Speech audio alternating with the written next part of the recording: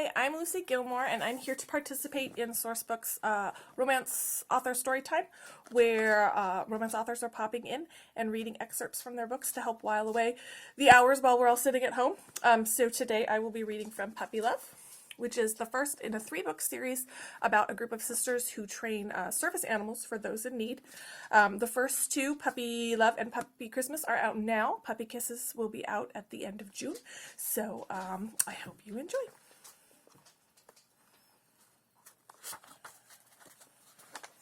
Wool is going to be your warmest option, obviously, and it's good for beginners because it's so forgiving. Sophie took a few steps forward and started jabbing her finger at the colorful bundles lining the wall. The whole wall, as in 100 feet of storefront, all of it lined with shelves and so tightly packed with yarn you could practically knit a scarf from here to the moon. Harrison couldn't decide if he was impressed or alarmed. Acrylic is lighter, so you might want to consider it for summer wear or if you plan to make bubbles something purely decorative. It's also easier to work with if you're a beginner.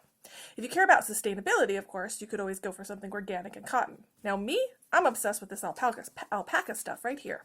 It can smell a little funny when you get it damp, but you get used to it after a while. It reminds me of Wet Dog, which, to be honest, is my standard eau de cologne. She turned to him with an expectant look on her face, eyes wide and her lips slightly parted. Well, what'll it be? The pink wool? I feel like you've been eyeing the pink wool. Harrison sighed. As far as he could tell, there were 12 identical pink wools, each one looking more like bubblegum than yarn. You're loving this, aren't you? The yarn store? Yes, this is my happy place. He paused, waiting for the rest of whatever Sophie had to throw at him, but she just kept watching him with that same earnest expectation. And joy. That's what was on her face, what made her look so much like an angel atop a Christmas tree. She wasn't kidding. She really loved yarn that much. Since Sophie had decided that knitting was the only way, short of regularly making out in front of his barn, of breaking down his barriers and integrating bubbles into his life, he turned his attention to the task at hand. What other choice did he have? Yarn was a much safer activity than kissing. It's all the same to me, to be honest, he said. Maybe I should let Bubbles pick, since she's the one who's going to have to wear it. He didn't wait for an answer, or look at Sophie, since he could guess how she looked right now. Smiling. At him. Laughing. At him.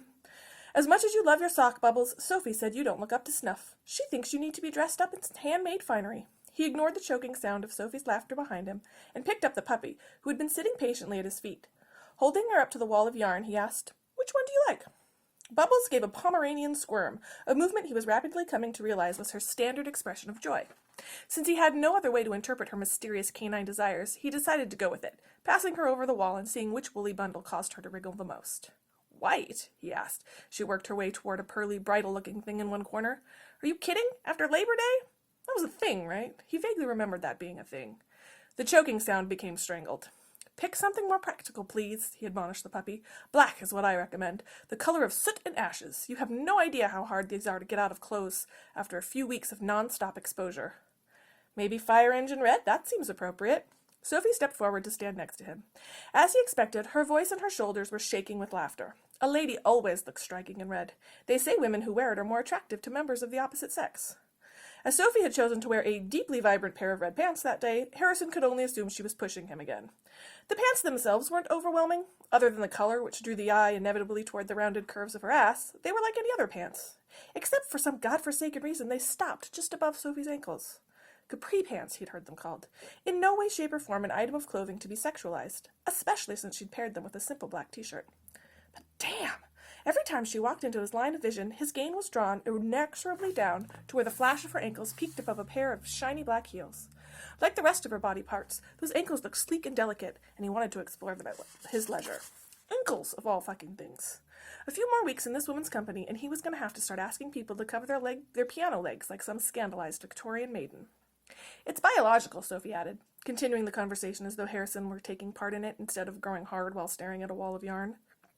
He was beginning to realize what she saw in this place. "I read this study once that said women who are ovulating wear red without even realizing it. It's like an advertisement for fertility." "I am not putting Bubbles in a walking fertility advertisement," she giggled. "Dogs are mostly colorblind, so I think she'll be safe from all those unwanted male advances." He turned on her with a glare. "Then what the devil are we doing in a yarn store picking out colors? You're telling me she can't tell the difference between any of these?" "I mean, she might like the texture of some better than others. This one is awfully soft. It's like running your fingers through cotton candy. Here, feel it." Sophie grabbed his free hand and pulled it toward a bundle of yarn the exact same color as her pants. He knew she was doing it on purpose, the slow brush of her palm against his, this fingering of textiles that made his heart pound, but it didn't seem to matter. Whether playing or pushing, the results were always the same. "See?" she said, casting a shy look up at him. Her fingers slipped through his. Who wouldn't want that against their bare skin? Harrison wanted to snatch his hand away, but he was stuck, transfixed by desire and his inability to withstand the power she had over him.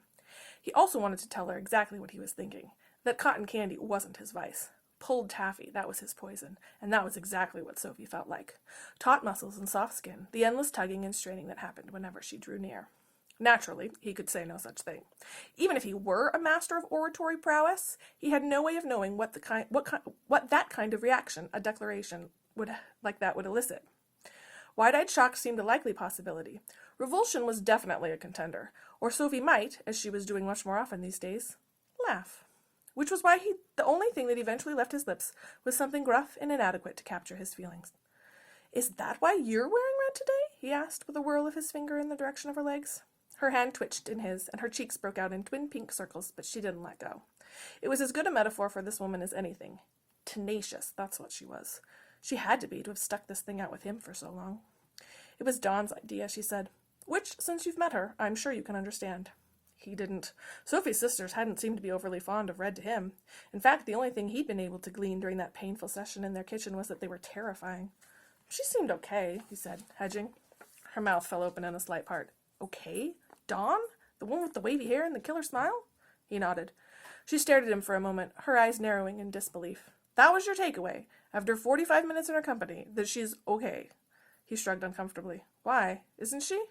The stare only intensified. "She's more than okay, Harrison. She's gorgeous, and she's fun, and everyone loves her. I mean that literally. Everyone. Wait, what did you think of Lila?" "If I say she's okay, are you going to go off on me again?" A light giggle escaped her lips. "I'm sorry, I'm just not used to anyone, any man that is, meeting Dawn and not instantly falling in love with her. Lila, too. She's the most beautiful person I know, both inside and out." Harrison could have easily corrected her on this score. The Vasquezes were a well-formed lot, it was true, but he didn't see how anyone who'd spent 5 minutes in Sophie's company could prefer her sisters. Sophie's beauty was more subtle and delicate, yes, but it was all the more powerful because of it. Her feelings weren't a maze or a puzzle that a man had to figure out. They were right there on the surface, easy to interpret, and free for anyone who cared to pick them up. Most important, she was kind. To him and to animals, to his father, and to everyone who crossed her path. Maybe that was a commonplace thing where she came from, but to him, it was like reaching an oasis after 20 years of dry desert living. "I hate to disillusion you when we're making such good headway, but this isn't my normal way of progressing through life," Sophie said. She tugged her lower lip between her teeth and fixed her gaze out the storefront window. "With you, I don't seem to have a problem asserting myself. With them, however, I don't know. It's like I'm powerless. Poor little Sophie Vasquez, always last choice, always third place." Of all the harsh things Sophie had said to him in the course of this puppy training, none of them caused his insides to roil quite like that one. He'd willingly withstood everything she had to throw at him in the name of progress. Pomeranians and candles and bare fucking ankles, but this was where he drew the line. "Sophie, he began, but the words were difficult to get out. His tongue stuck to the roof of his mouth, all moisture sucked dry. By the time he managed to figure out what came next, "Sophie, I want you. Sophie, I need you," she dropped his hand and gasped at the sight of a flash moving across the street. If you enjoyed what you heard, I highly recommend you go pick up Puppy Love from all ebook retailers or any indie bookstore in your area that is still doing deliveries. It's also available as an audiobook from Dreamscape. I'll be sticking around for a little while if you have questions or you just want to chat with another human that's not currently living in your house. All right, thanks. Bye.